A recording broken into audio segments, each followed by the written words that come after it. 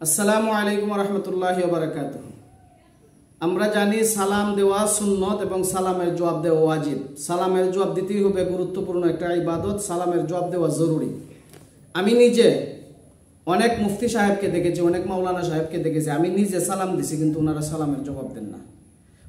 ওনারা কেন সালামের জবাব দেন না আমার বুঝে আসে না। কয়েকজন হুজুর আছেন, আমি নিজে কয়েকজন মাওলানা সাহেব মুফতি সাহেবকে আমি সালাম দিছি কিন্তু আজও পর্যন্ত উনাদের মুখ থেকে আমি সালামের জবাব পাওয়ার সৌভাগ্য আমার হয় নাই। আমি নিজে সালাম দিছি মাওলানা সাহেব মুফতি সাহেবকে, কিন্তু সালামের জবাব পাওয়ার, হুজুরের কাছ থেকে সালামের জবাব পাওয়ার, দোয়া পাওয়ার সৌভাগ্য আমার হয় নাই। বয়ানের সময় আমরা বলি সালাম করবেন, বেশি বেশি সালাম করেন। নবী করিম সাল্লাল্লাহু আলাইহি সাল্লাম বেশি বেশি সালাম করেছেন।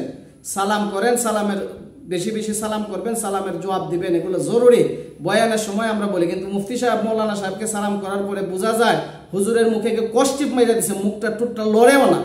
কষ্ট লাগে, দুঃখ লাগে, কষ্ট লাগে। কিন্তু সম্মানী মানুষ, বড় মানুষ, আলেম মানুষ, মুরব্বী মানুষ, এই জন্য কিছু বলতে পারে না, বেয়াদবি হবে। নাইলে মন চায় জিগাইতে যে আপনার মুখে কি হয়েছে, আমি যে সালাম দিছি আপনি যে জবাব দেন না, এর কারণটা কি? এটা কি অহংকার না হিংসা না অন্য কিছু?